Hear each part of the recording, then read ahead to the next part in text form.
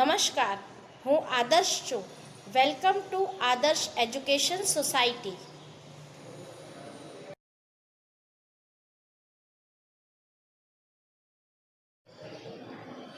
बाल मित्रों, हमने भूतकाल की परिभाषा देखी, भूतकाल के प्रकार देखे, प्रकारों की परिभाषा उदाहरण सहित समझी.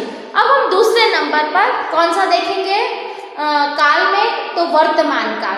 तो पहले वर्तमान काल की कुछ वाक्य पढ़ेंगे, उसके बाद उसकी परिभाषा देखेंगे और उसके प्रकार देखेंगे. तो आइए बाल मित्रों, हम वर्तमान काल के बारे में देखते हैं.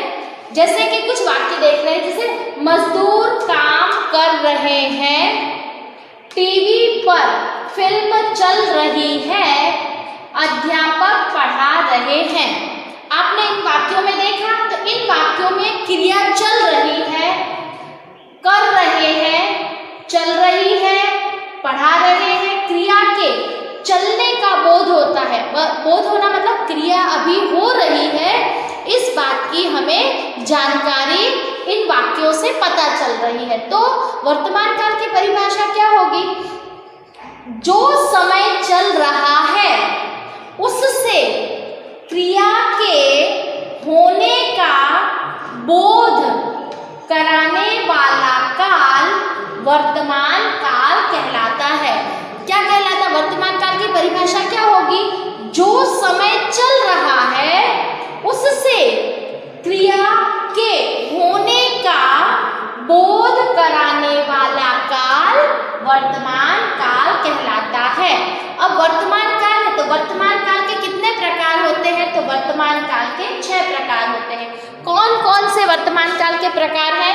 तो सबसे पहला है सामान्य वर्तमान काल, दूसरा है अपूर्ण वर्तमान काल, तीसरा है पूर्ण वर्तमान काल, चौथा है संदिग्ध वर्तमान काल, पांचवा है संभाव्य वर्तमान काल और छठवा है तात्कालिक वर्तमान काल. अभी यह मैं तुम्हें पढ़ा रही हूँ, यह भी वर्तमान काल है, क्योंकि ये क्रिया है, पढ़ाने की क्रिया हो रही है, वर्तमान में हो रही है, इसीलिए यह वर्तमान काल है. तो वर्तमान काल की एक बार फिर से हम डेफिनेशन देखेंगे कि जो समय चल रहा है उससे क्रिया के होने का पता चलता है, यह बोध कराने वाला काल है, यह समय है, वो वर्तमान काल कहलाता है. इसके कितने प्रकार हैं? 6 प्रकार हैं. कौन कौन से?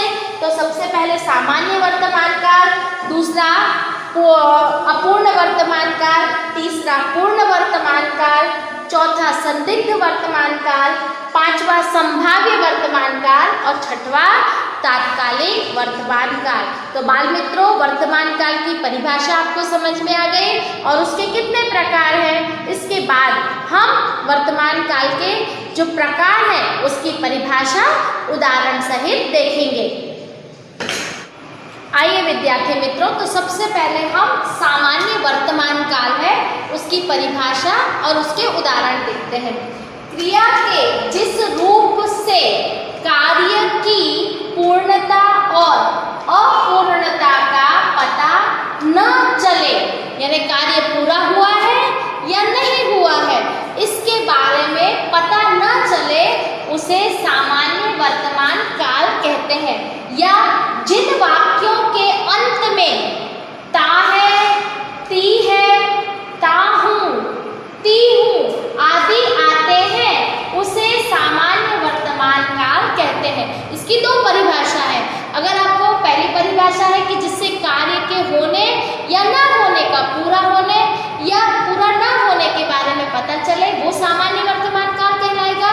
या दूसरी परिभाषा क्या है? जिन वाक्यों के अंत में ता है, ती है, ता हूँ, ती हूँ आदि आते हैं, उसे सामान्य वर्तमान काल कहते हैं. अब हम इसके उदाहरण देखेंगे.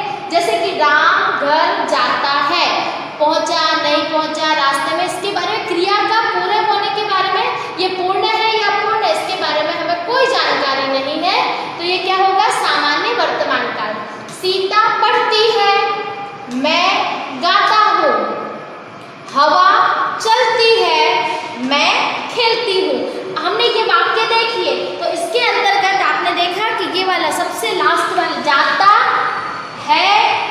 पढ़ती है, गाता हूँ, चलती है और खेलती हूँ। ये लास्ट में ये सारे वर्ड हैं, ये आए, इसका मतलब यह क्या है? सामान्य वर्तमान काल है। तो इसकी दो परिभाषा है कि क्रिया के जिस रूप से पूर्णता या कार्य के पूर्णता या अपूर्णता के बारे में पता ना चले उसे हम सामान्य वर्तमान काल कहते हैं। और यदि उसकी ये परिभाषा आपको थोड़ी सी कठिन लगे तो हम कह सकते हैं कि वाक्य के जिन वाक्यों के अंत में ता है, ती है या ता हूँ, ती हूँ आदि आते हैं उसे हम सामान्य वर्तमान काल कहते हैं। और ये उसके उदाहरण हैं। इन उदाहरणों में आपने देखा कि पीछे ता, ती, ताती शब्द लगे हैं। तो अब आपको समझ में आ गया बाल मित्रों। तो सामान्य वर्तमान किसे कहते हैं, वर्तमान काल किसे कहते हैं, उसकी परिभाषा और उसके उदाहरण।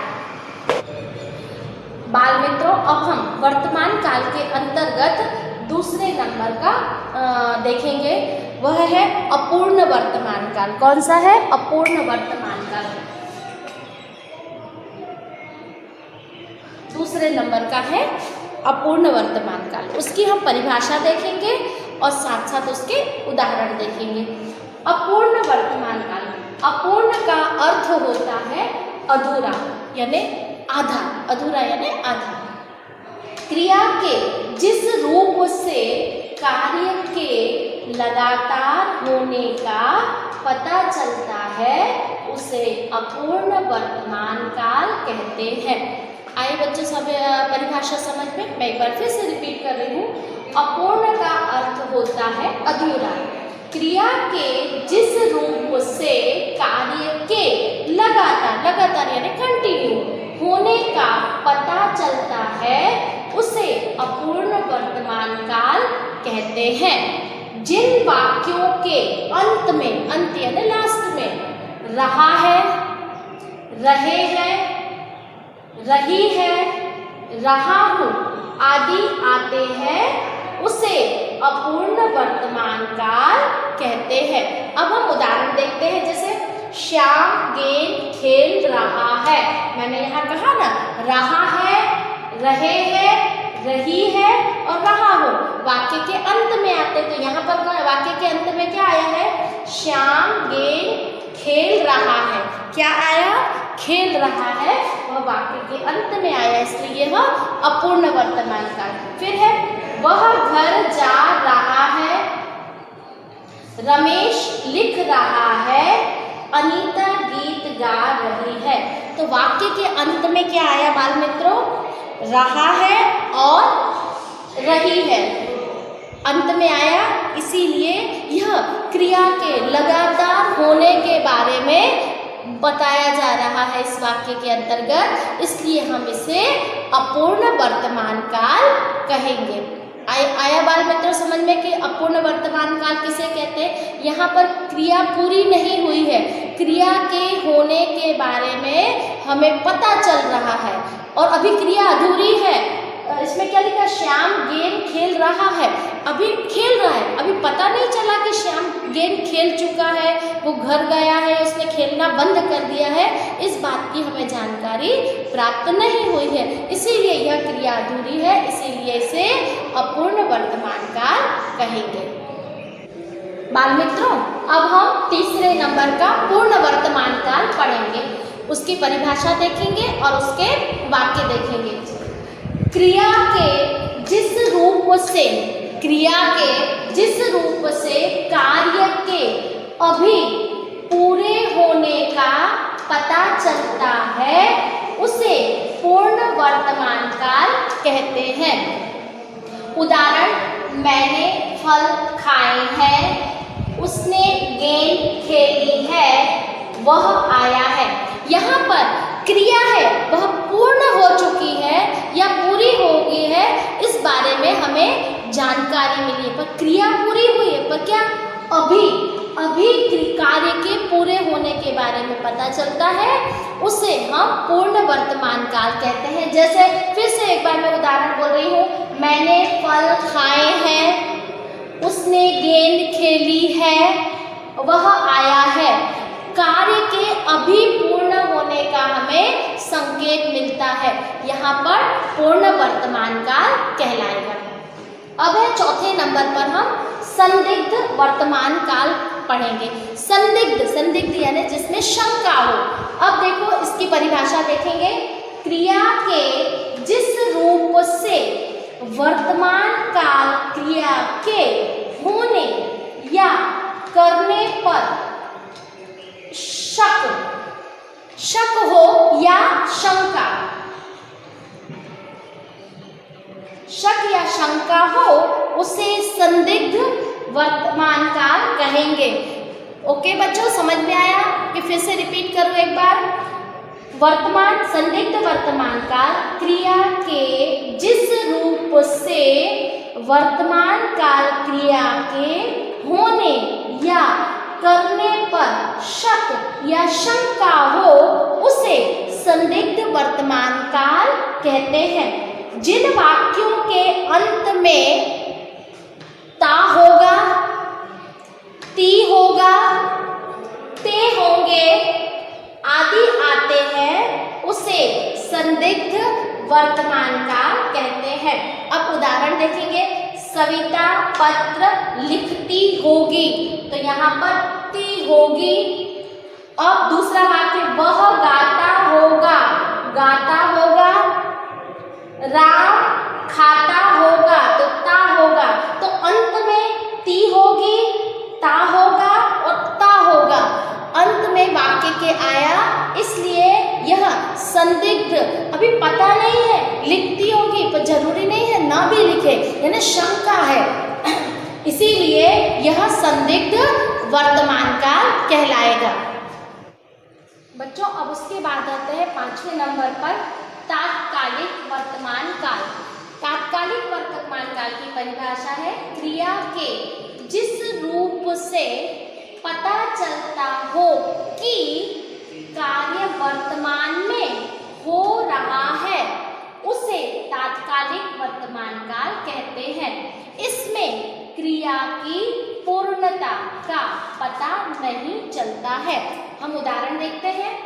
मैं पढ़ रहा हूँ, वह जा रहा है, हम खाना खा रहे हैं। अब है उसके बाद है 6वें नंबर पे संभाव्य वर्तमान काल। उसकी हम परिभाषा देखेंगे। संभाव्य का अर्थ होता है संभावित या जिसके होने की संभावना हो। इससे वर्तमान काल में काम के पूरे होने की संभावना होती है, उसे संभाव्य वर्तमान काल कहते हैं। अब हम उदाहरण देखते हैं इसमें। वह आया हो, उसने खाया हो, वह लौटा हो। आपने उदाहरण देखे बच्चों। हमने भूतकाल की परिभाषा, उसके प्रकार, उसके उदाहरण सहित परिभाषा को समझा था। अब हमने वर्तमान काल की परिभाषा, उसके प्रकार, परिभाषा और उदाहरण सहित समझे हैं। तो बाल मित्रों, आपको वर्तमान काल पूरी तरह से समझ में आ गया होगा। Thank you for joining us.